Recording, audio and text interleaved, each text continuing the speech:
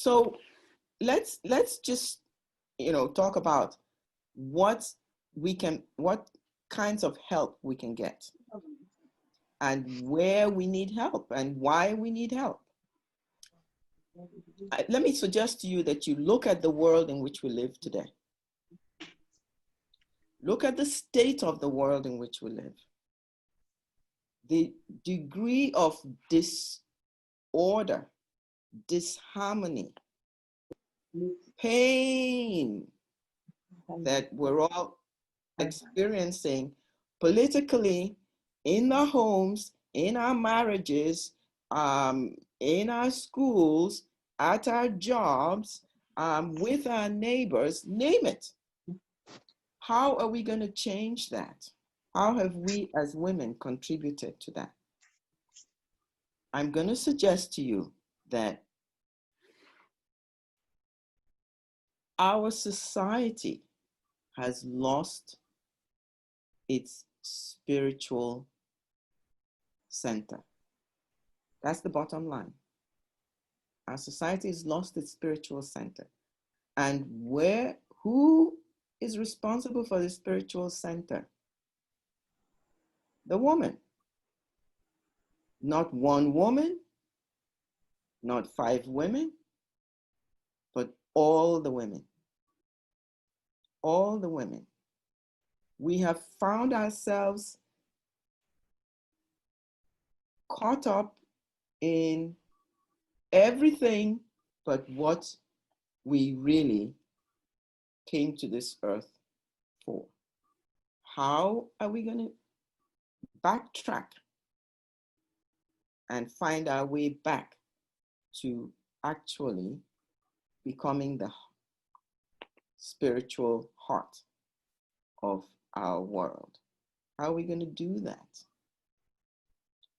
We're so busy working, for most of us, we work a full 8-hour day, and then we come home and we have paperwork to do, and then we have to take care of the kids, and we have to help the kids with homework, and who knows what else. And then we fall into bed and fall asleep. How are we going to change that? And for some of us, like me, I'm almost 70, we could look at ourselves and say, oh, well, we don't really count anyway in the society anymore. We're too old. But is that true? Is one ever too old to become a spiritual heart? No, because spirit is ageless. How are we going to restore our place as the spiritual heart of the world in which we live?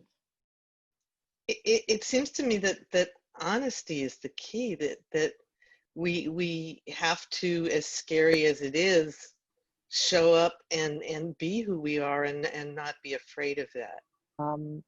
I also believe that, and I also believe that it's changing our perception of what we believe and what we believe about ourselves.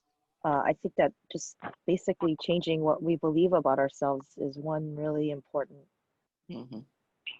step. I agree 100%. So let's talk about how we see ourselves. And I'm going to write this word, beacon. On the invitation, I said, celebrate womanhood. Become a beacon of light and of change. What is a beacon? Anybody want to tell us what a beacon is? A light you can see in the dark. Aha, a light you can see in the dark. How did the word beacon come about? We're going to look at the development of words, just like the word hearth comes from heart. Beacon, what does a beacon do? How did beacons come to be in use? Beacon, this is what a beacon is. Long ago, when travelers would be traveling to a place, And remember, people didn't have electric lights, and they didn't have flashlights and things like that. There would be a torch, a fire, a real torch with a fire that would be put up on a high place, either on a tower, and this torch with the flame would be burning all the time. So travelers who were trying to find their way to a certain town or a certain place could see it from far away, and they would follow that light, that fire. Remember, it was a fire, okay? They would follow it, and they would find their way to the destination. So lighthouses had beacons on them. You know what a lighthouse is, right? But it wasn't just lighthouses that had beacons on them. Towns, castles, forts and places like that had beacons so people could find their way. So what does a beacon actually do? A beacon beckons to the place. So what does it mean to beckon? When you beckon somebody, do you have to use your voice? No. How do you beckon? Draw people to you. Exactly. You draw somebody to you. You can beckon somebody with just your eyes. So to beckon is really to draw towards you. When you draw something or someone towards you, what are you actually doing? You're attracting that person. The first thing that somebody said, the difference between men and women. Women are prettier, right? But it's not just that women are prettier. Women are attractive. They're attractive. We think of attractive as something that draws your eyes, right? But in fact, remember what we said, that attracting or any kind of activity physically is only an outward manifestation of an inner activity. So just as women had to preserve the physical fire, they also preserved the spiritual heart and fire and life and warmth of the people, right? In the same way, women are physically attractive, but they're also spiritually attractive. That means you attract to yourself many things that you're not even paying attention to. Just the very fact that you're a woman, you're like a beacon, attracting to yourself constantly, whether you realize it or not. Now, in order for you to really begin to make use of that quality, you need to understand that there are rules or laws or principles that govern everything in life. The first principle is the principle of attraction. Like always attracts like. That means the moment you think something, feel something, you will immediately attract everything that is similar to what you're thinking or feeling to yourself. And when you attract it to yourself, you become even more invested in that line of thinking. And because you're more invested in that line of thinking, you attract even more of that to yourself. Do you get it? So, if one thinks, I want to be equal to a man, let's say, then that's what you attract to yourself. You attract more masculine energy, more male energy, and there's only so much room within your economy meaning your person. The female energy becomes less and less, and the male energy becomes more and more. But what does the female energy actually do for you? What if you lose your female energy? How does that affect you? How does that affect your surroundings? You become more and more separated from the female energy that is flowing down from above. You become more and more disconnected from your spiritual center. Why is it important to remain connected with your spiritual center? Well, let's look at the world in which we live. The world is becoming more and more cruel, chaotic. And for years I used to ask myself, wait a minute, I'm such and such a person who, we look at and think to ourselves, how can this person be like this or act like this or do this or do that, say somebody who's criminal or somebody who encourages genocide or whatever else, that is awful in the world today, or people who own huge companies that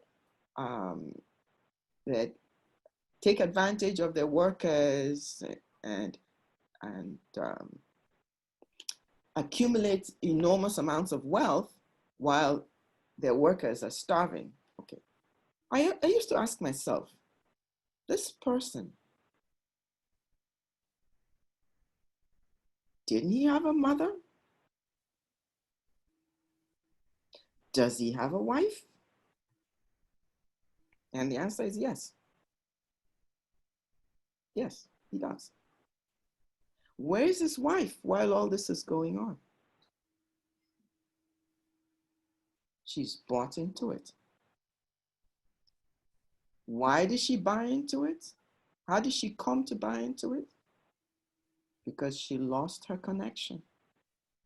She lost her connection with her true spirit or her true heart. It's not possible for somebody who maintains connection with their spirit to not stand firm in their ability to express that which is truly of spirit. How does somebody express that? Well, let me start by telling you that your thoughts and your emotions are much more powerful than you realize. For example, many of us, we go to church, we go to temple, or we go to mosque, or we meditate. And when we're meditating, we have all these beautiful images that come up for us. And then we get out of our meditation or our church or our mosque or our temple, and then we go about our daily lives. And in our daily lives, we are angry, we are competitive, we experience jealousy, envy, and all kinds of emotions. And then we go back into meditation.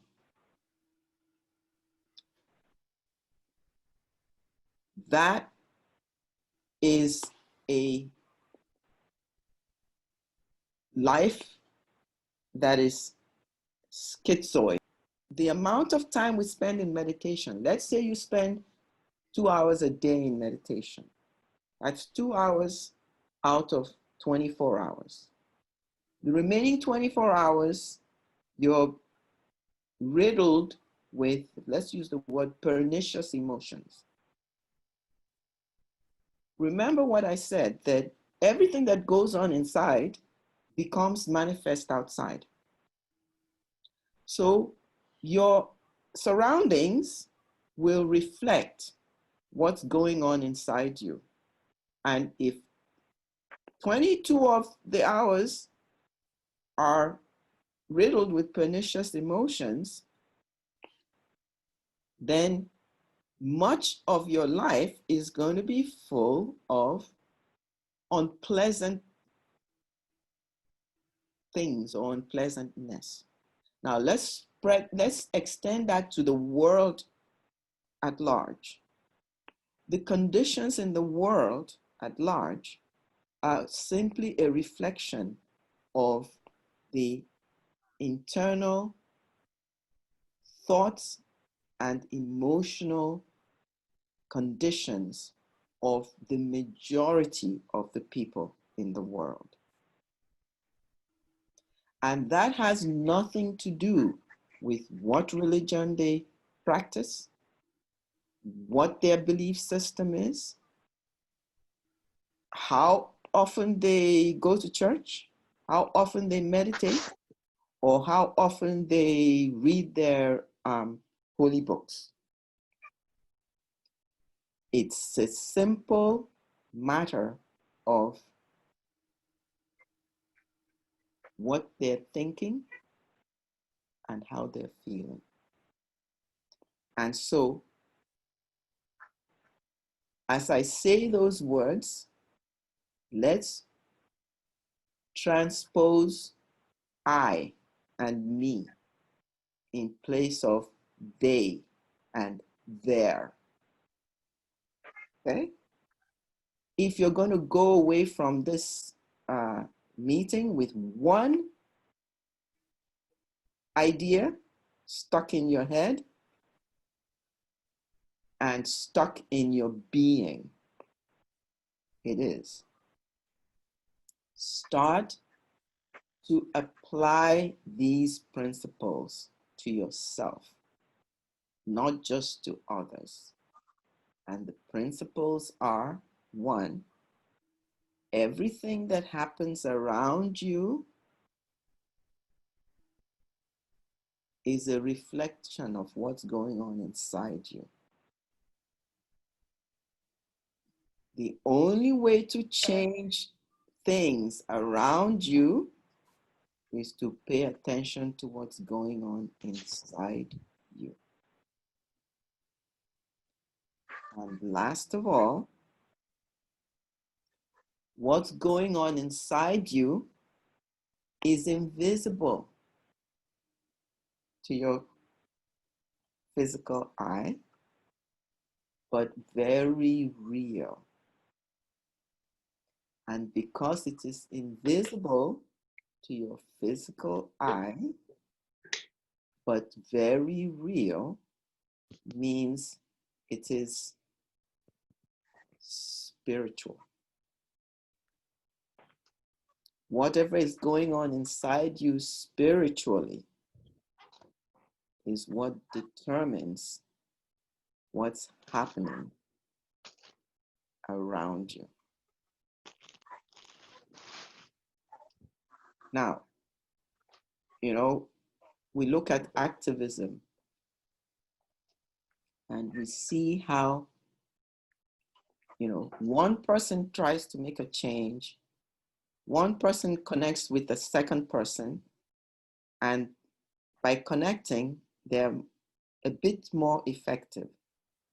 Then a third person connects and they're even more effective. And gradually, they attain a critical mass. That is simply the manifestation of a spiritual principle. When two or more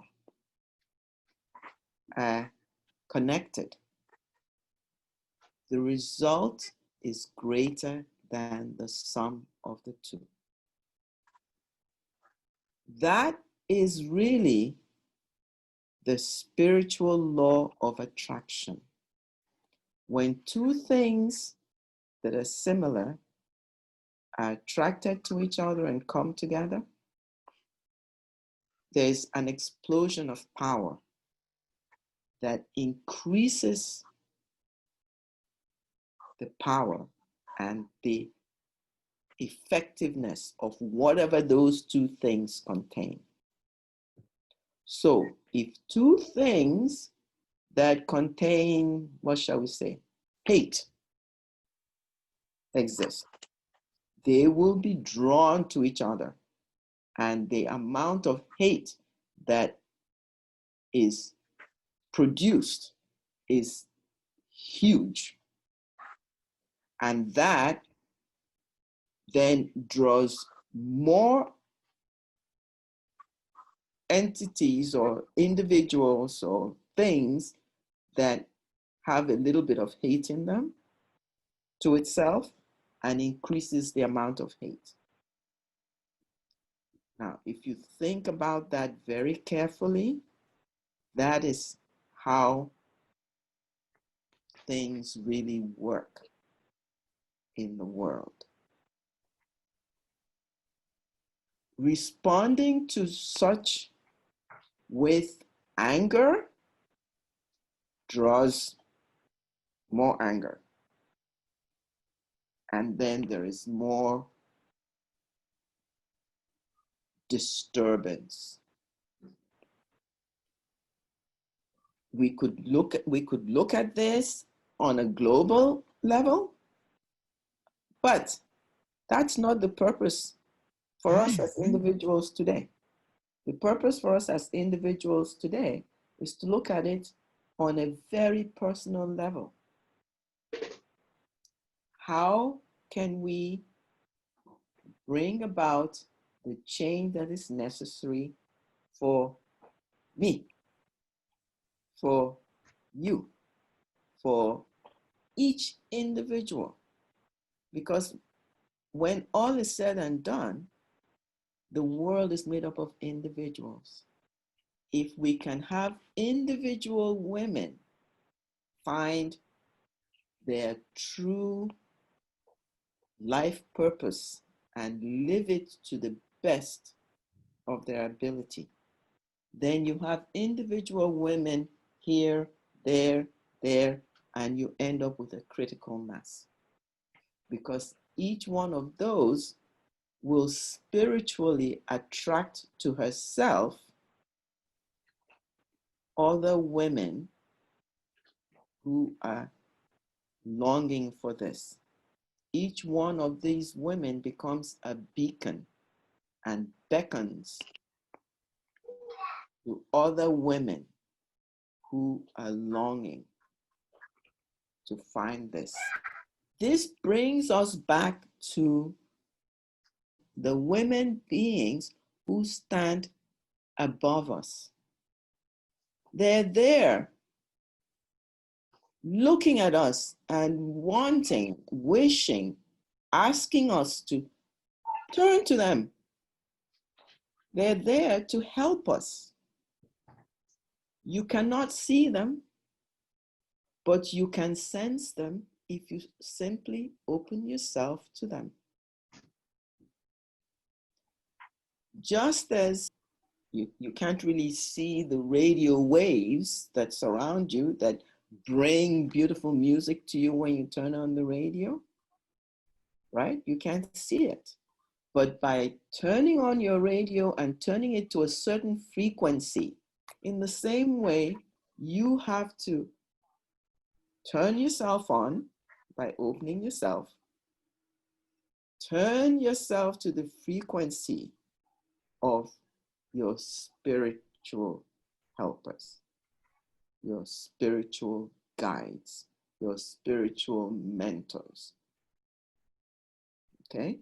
They cannot reach you if you don't actually turn yourself on and turn yourself to that frequency and allow that frequency of vibration or energy to enter into you. It may feel, it may seem, it may sound difficult. In the beginning, it may be difficult for you to push everything aside and say to yourself, just like a kid who believes in fairies you cannot see, but to say to yourself, yes, my helpers are there. My helper is there, is living, even though I can't see her. And I'm going to start talking to my helper and asking for support and help and encouragement every day. You have to eat every day. You have to drink water every day. How can you live without spiritual input every day? It shouldn't be something that is kept for, once a week, twice a week, once a month. And you don't just eat only once a day.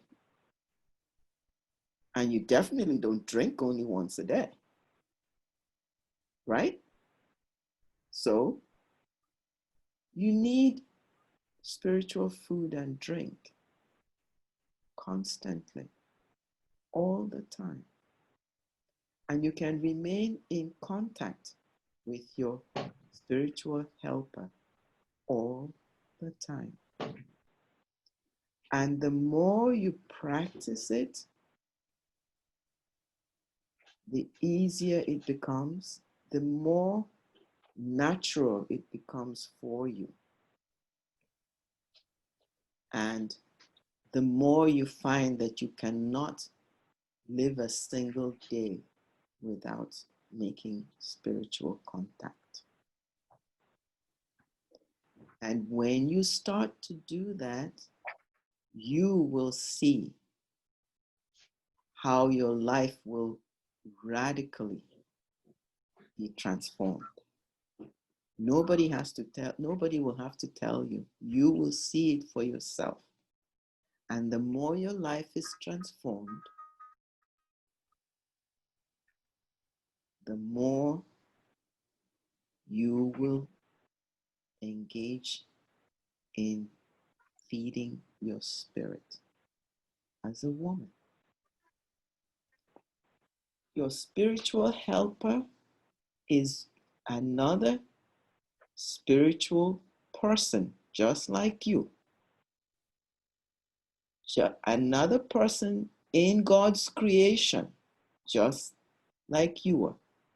The only difference is that this person, you can use the word person, is stronger than you are, stands higher than you are, and is more experienced, let's use that word, than you are. And that helper is also dependent on an even higher being than themselves, who is also dependent on an even higher being than themselves.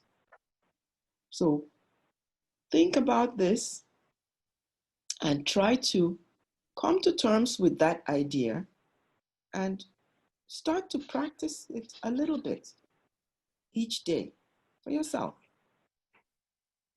Not to change the world, but to change yourself. Because when you change yourself, your children benefit, your husband benefits, your co-workers benefit, your neighbors benefit, and gradually the circle gets bigger and bigger and bigger around you of true peacefulness and harmony. For most of you who have attended my workshops in the past, you are aware that I didn't just wake up one fine morning and think all this up. This is a process that has developed over years. That I actually have come to understand it through incorporating it into my own life. So I'm not talking to you about something that I haven't experienced myself. This started for me 50 years ago. I've been at this for 50 years and still working at it. So next question is, what do we need help with?